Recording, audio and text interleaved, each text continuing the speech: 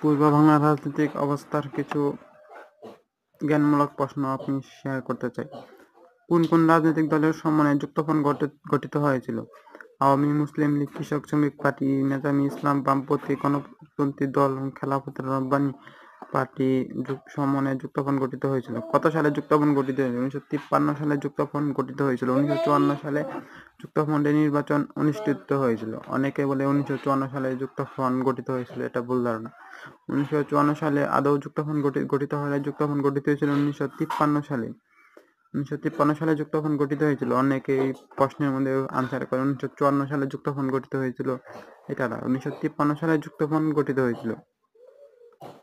এটা যদি আপনারা 1954 সালে যুক্তফ্রন্ট যদি দেন গঠিত হয়েছিল 1954 সালে যুক্তফ্রন্ট গঠিত হয়েছিল, তাহলে হবে না। কত সালে আওয়ামী মুসলিম লীগ প্রতিষ্ঠিত হয়? 1949 সালে আওয়ামী মুসলিম লীগ প্রতিষ্ঠিত হয়। আওয়ামী মুসলিম লীগের সভাপতি কে ছিলেন? আওয়ামী মুসলিম লীগের সভাপতি ছিলেন মাওলানা আব্দুল হামিদ খান ভাসানী। মনে রাখতে হবে, আওয়ামী মুসলিম লীগের সভাপতি ছিলেন মাওলানা আব্দুল হামিদ খান ভাসানী। আওয়ামী মুসলিম লীগের প্রথম সভাপতি কে ছিলেন? আওয়ামী মুসলিম লীগের প্রথম সভাপতি ছিলেন আব্দুল হামিদ খান মাওলানা ভাসানী। পাকিস্তানের গভর্নর জেনারেলের প্রথম প্রধানমন্ত্রী কে ছিলেন? পাকিস্তানের গভর্নর জেনারেলের প্রথম প্রধানমন্ত্রী কে ছিলেন? পাকিস্তানের গভর্নর জেনারেলের প্রথম প্রধানমন্ত্রী ছিলেন মোহাম্মদ লিয়াকত আলী।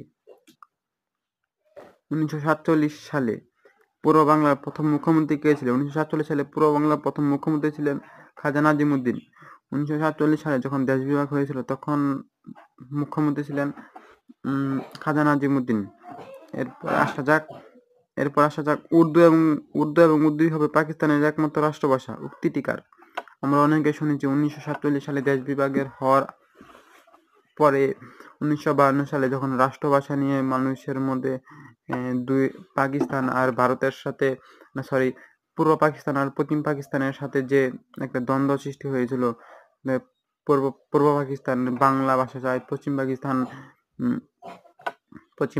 উর্দু ভাষা চায়। পশ্চিম পাকিস্তানের উর্দু ভাষার যে তাদের ভাষার মানুষের ছিল 3.27% এবং বাংলা ভাষার হার ছিল 96.40%।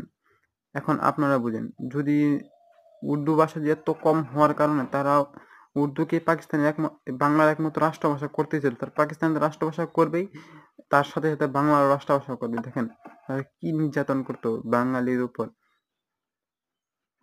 এরপরে আসা যাক উর্দু হবে পাকিস্তানের একমাত্র রাষ্ট্রভাষা, উক্তিটি কার? উক্তিটি হচ্ছে মোহাম্মদ আলী জিন্নাহ বলেছেন উর্দু হবে পাকিস্তানের একমাত্র রাষ্ট্রভাষা।